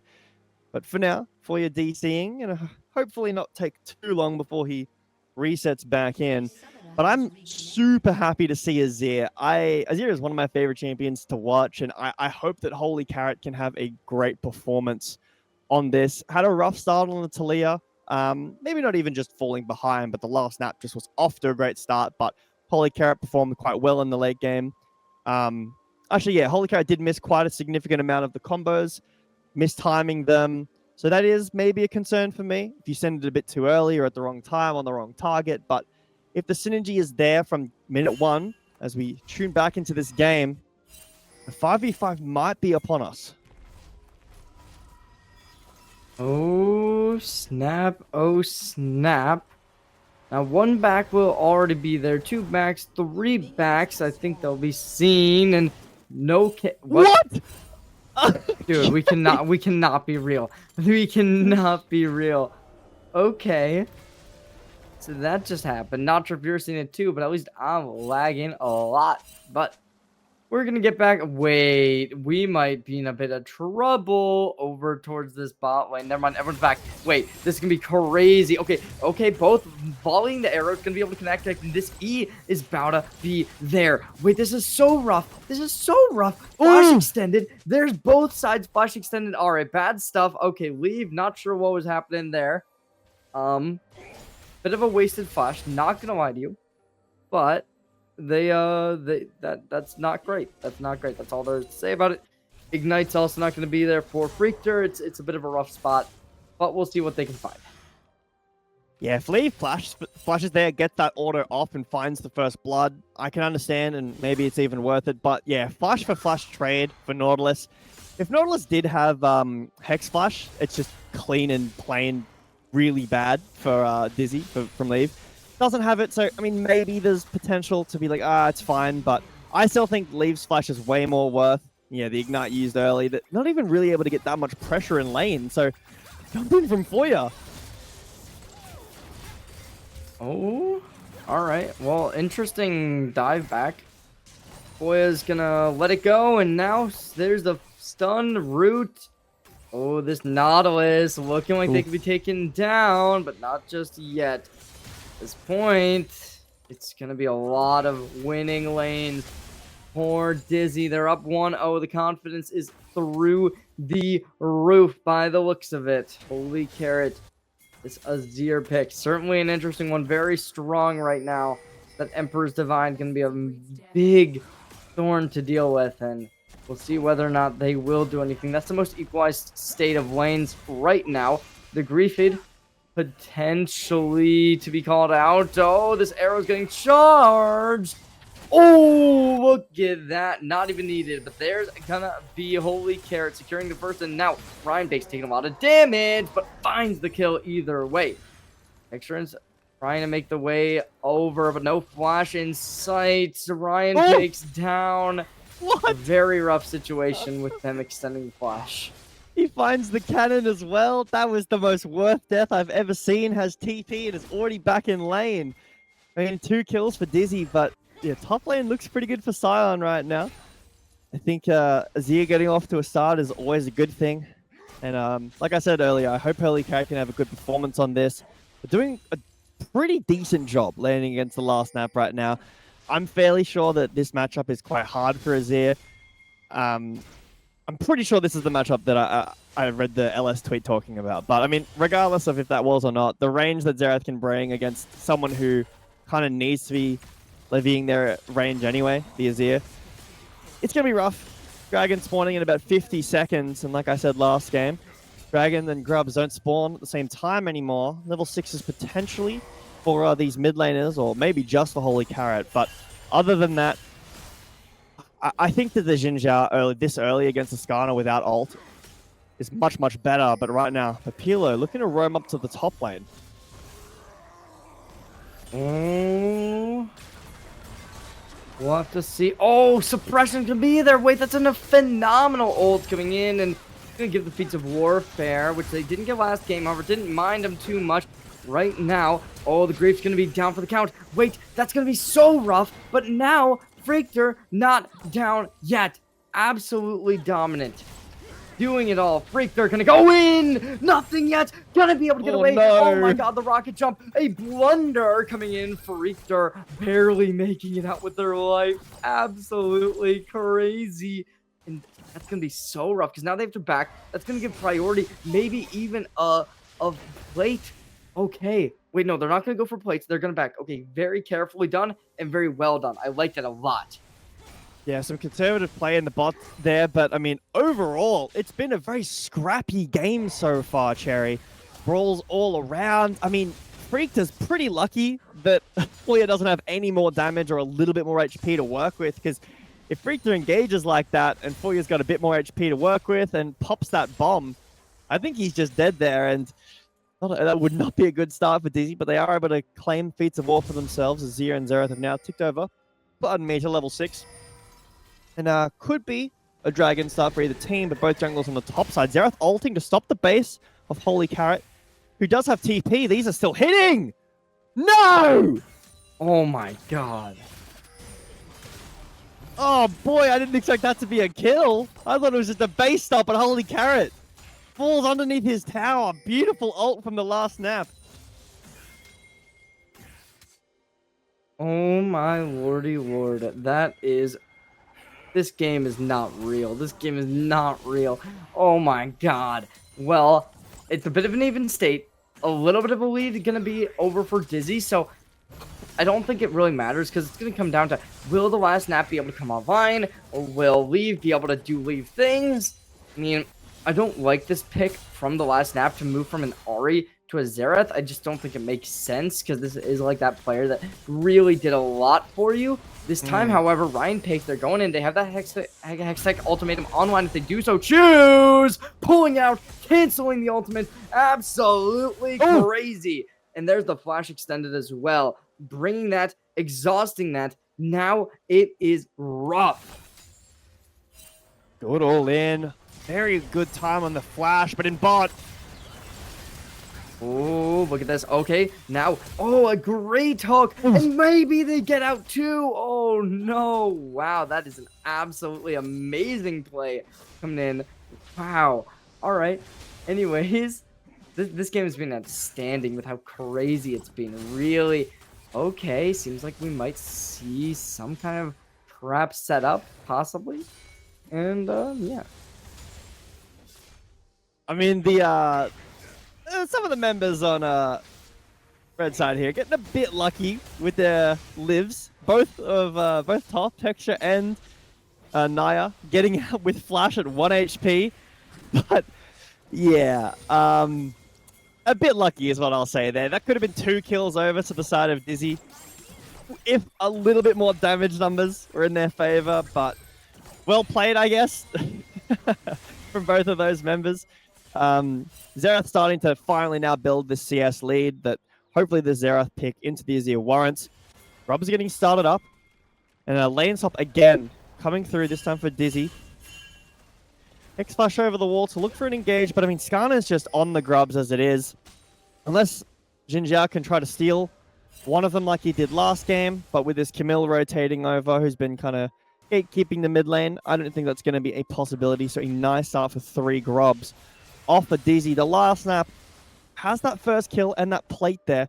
So he's off to a not as strong of a lead as he was last game, but still a good start. That's really what you need from him. I think that Tristana will ramp up, hook out. Ooh. Right now, we are back into a pretty even space. The last nap having to deal with the top laner now. Somebody who's really impactful. However, they already have their ultimate online as well, so this could be ridiculously rough.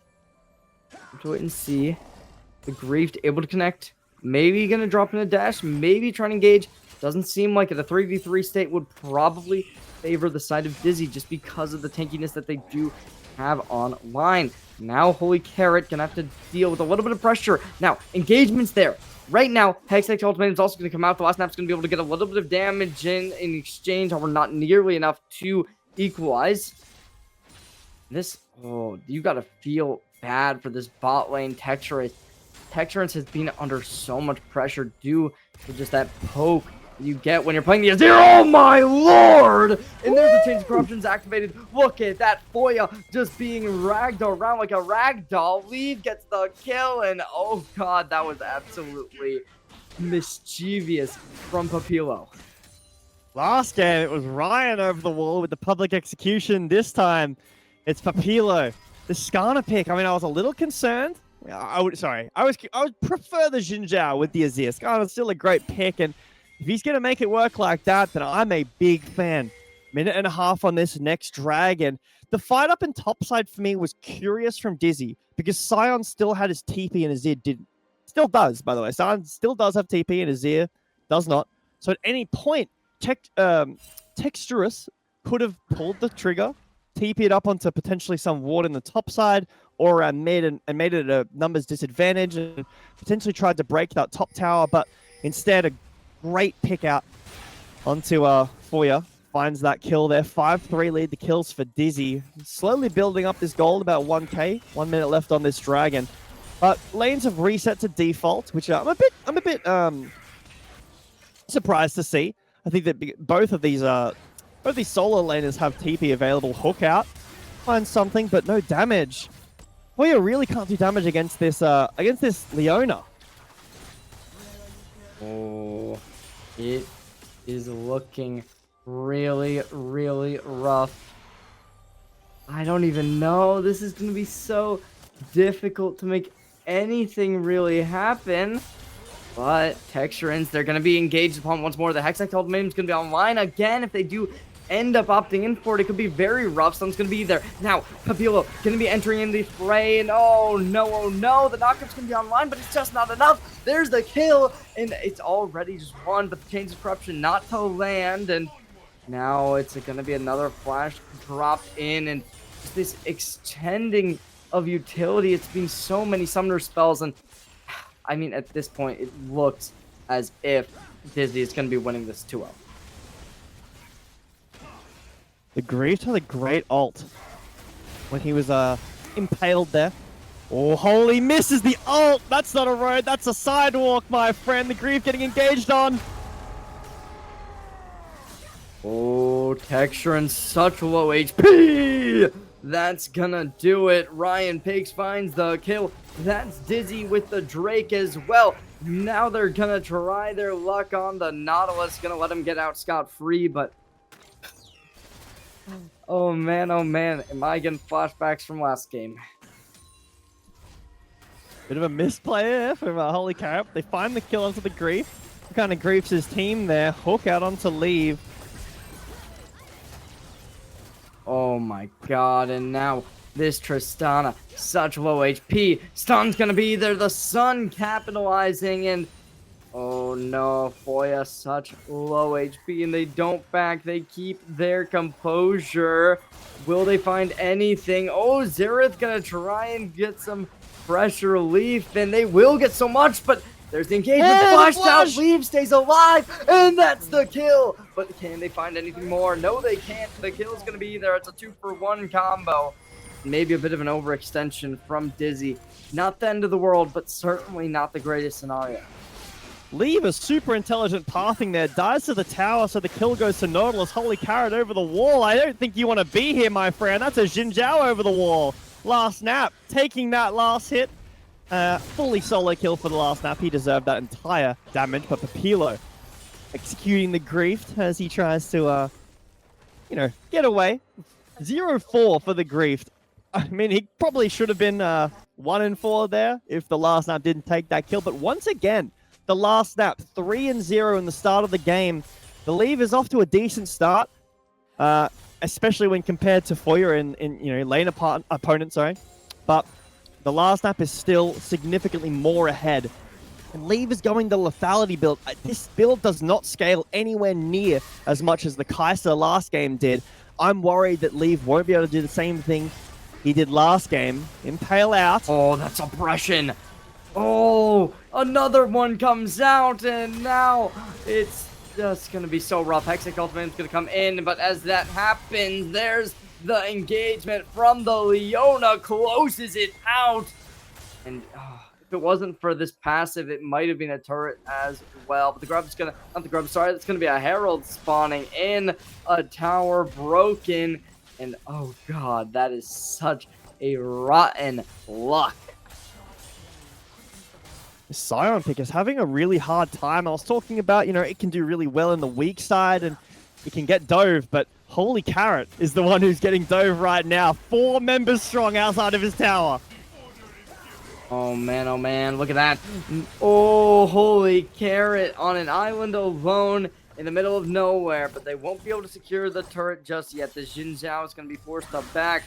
And now Ryan Pake's just mining away at that turret, not to find too much, but this is not the scenario you want to be in, because we do see a bit of an engagement possibly to come in as well. The last snap's going to need to get these heals a little bit faster, my friend, but they won't get them. Engagement. There's going to be so much corruption's going to be there. The chains find nothing, though, and there's the smite, and possibly that could have just been what they needed to bring themselves back into this game. You can't count anybody out in this game, because each and every time when we think something's done and through, it goes and just flips it on its head. Chains of Corruption lands onto the Grief, who has his ult up. So, in all of the follow-up damage from that does nothing. Leona hits ult onto the Zerath, who was way too far away for Leave to do anything. And beyond, some misynergy in the fights, it's a 2v3. You're completely out of position, looking for a fight there up against the Xin Zhao Nautilus. With your lethality Varus, you really need to be playing around the Azir and the Camille. Obviously the Skyner as well, but that's really your team comp. When Varus goes lethality in a game like this, his job is just to ult people and then basically nothing else. If he's trying to look for solo kills or really, really aggressive plays up against a Xin Zhao Scion Nautilus like this, he's going to be falling down basically exactly like what we just saw. It's good to see Leave is still, generating mid-prio, which is another thing you really want to be doing with this lethality build in a game like this, but they're looking for more again. Oh, fight's going to be breaking out over towards the mid. As of now, it's not anybody's game to win. We do see the Scion back on the bot side, trying to make some kind of contention, but nothing to really find. A little bit too tanky at this point to find solo kills on, most likely.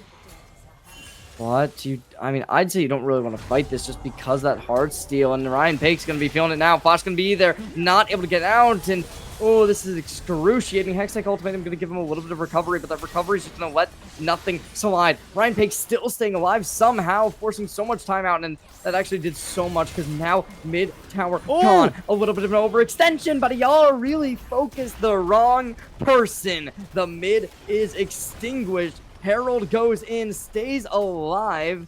Now it's going to be going boom for that inhibitor. Now, and they don't even care. They're going to let it break by itself, and they want to go run for the hills. The last snap popped ult there and could have killed the Herald, but I think he cancelled the ult. I didn't see a single shot there, and then looked on the map and he's moving. A great trade. Ryan buying so much time for his team in the mid lane, and they still have the potential to steal this Drake away a bit early. No, it's going to be Gonna get secured by the Grief, but Freak's getting chased down. Right now, seems as if there's gonna be a bit of a president. Oh, that's the best person to knock up. Oh, the stun's gonna be there. The last nap, such low HP, and they will be falling down. Now we see the engagement. Oh my god, the Emperor's Divide gonna be going so big. There's gonna be Foya able to take out Lee, but now that's dead. Foya's down for the count. They're trying to get in, and oh, the Grief finds one for their troubles, but gets taken down right as that kill lands. The kills are very even, Cherry, but this game is not at all. I mean, holy carrot, it's not the best Emperor's Divide I've ever seen. It was kind of unnecessary, but it's at the point where Azir does so much damage and still has many, many items to buy to continue filling these damage slots. You know, we need to finish this Leandries, then most likely, you know, something like a Void Staff could be next, a Zhonya's, a Rabadon's could be after that. He's got the 5 stacks on Dark Seal. This Azir is just completely off the rails right now, and it's going to continue getting worse. The Azir ramp-up is really an issue. The only real answer to the Azir is kind of the Xerath. A little bit the Xin Zhao, because you can immune some of the damage, but I don't think it's more of a time buy than an answer. Atacon is spawned, and Dizzy, eyes on it as it comes out of the ground. They want to end this game with a clean 2-0. We'll have to wait and see.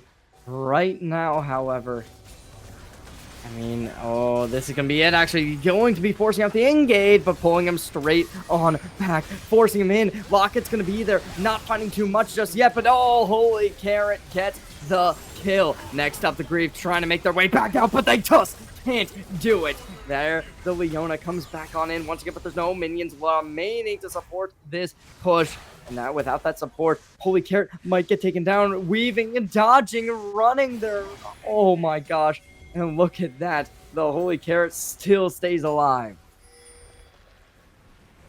And it's curious to me that is there even a fight contention at all in this point in the game? I mean, I know you lose Atacon, that feels awful, but Dizzy is so far ahead at this point that with their comp, with the Skarner, Camille, Azir, that it feels wrong to even think about walking in. And instead, multiple members fall down. They trade back this mid-tier 1, but with no Baron, no chance of getting top tier 1, very low chance of getting top mid-tier 2, sorry, 0 chance of getting mid-tier 2 here. I feel as though they really need to wait and not really do a lot of you know, find their engaged timers, but I don't know if their comp really scales that incredibly well. Xin Zhao, great in the late game. Like, he buys so much time. Xerath, obviously, can poke out the majority of Dizzy's comp, but in these all-in fights where the engage is being started by Dizzy of Papilo or Freakta hitting an ult or a Zenith Blade, I think that there is just no chance that Dizzy doesn't win the fight when they are starting the engage. I really think that if you want to win this, for the last nap, you need space and time, and I'm really not sure they're going to be allowed to have that. Oh, look at this. Oh, pushing them in. Stun's going to be there. Now, we do see a bit of damage getting applied. Stun's going to come out onto the Leona. Nothing much. Grief's going in for a flank. Able to get something, but now it's going to be all up. Papilio getting so many roots and just getting the CC. And oh, Ryan Bake's going on in. Hexacode Mayhem going to be there. Now, all up to Texturance to hold down the fort. 4 players dead. Texturance last alive. Not going to be able to get the knockout. Ryan Page still staying aggressive. There's the inhib, but now it's all up to the minions sieging their way in, marching their way down, and that's gonna be Texturance offline. First tower falls, second tower about to do this. Oh, it didn't even fall. That's only gonna be 1 down. Texturance finally getting eliminated, but now they bought time. The teams respawn. Can they get the resemblance of life? And at this point, the answer seems to be yes. There's going to be the Emperor's Divide going in, but it's not enough. It's going to be the side of the Dizzy Esports taking a 2-0 lead. A nice try from MESPA at the end there. You can really see that the time that Xin Zhao can buy in a team fight late game there. I think the fire was awful from MESPA there at the end, to be honest. But Xinjiao ult buys an unbelievable amount of time, and then as soon as it's over, the game is basically completely over there. But multiple members get impaled. Virus, even though with this build it doesn't do too much, but I mean, I'm looking at these damage shots, and I think damage shots don't really tell the whole story. I think that it's always a bad idea to constantly be looking and be like, well, Xinjiao didn't do a lot of damage, or the Sign didn't do a lot. But I think as Foya on this Tristana, doing 7k on Tristana this game is just free lose, basically. I think that I understand it can be a hard lane, but this is your first pick champion. I know that they were red side, but if you're going to be first picking something, it needs to do okay, right? It needs to be a good matchup or something that is basically blind pickable in every situation. I think there are so many better 80 carries or even just things available from first pick, sorry, from second pick when you're red side, especially into the Virus. There are things that you can play. I know that Tristana is coming up and rising up and feeling good, but I think a lot of the issues arose from bot there. I think that there was a lot of I didn't really feel like that comp had a lot of synergy. It's a hard loss, that one. Game 1 was pretty close towards the beginning of the game, ended up being not close in the end, and game 2 was just a complete stomp. Yeah, for sure. That game was absolutely absurd. Honestly, though, it was good. It was good all the way through. Both teams definitely deserve props. Unfortunately, we will be seeing one team go down 0-5. So definitely not the greatest performance tonight, but you can't give them too much discredit. They were going up against Team Dizzy, who is currently 4-6 in terms of map differential, so they will be going equalized now, 6-6. MESPA Master A down 0-10, unfortunately, so we'll see whether or not they can make it back eventually, but that is going to be it from us here on the main Master stream. So we'll see you next time, next week, same channel, same place. Make sure to stay tuned. Thank you so much, Jay Beto, for joining me. Thank you so much, Zane, for pushing buttons down the back. But I mean, honestly, give props to these teams in chat. If you're watching the stream, go make sure you go say hi. Go say thanks for the game, and we'll see you next time. Peace.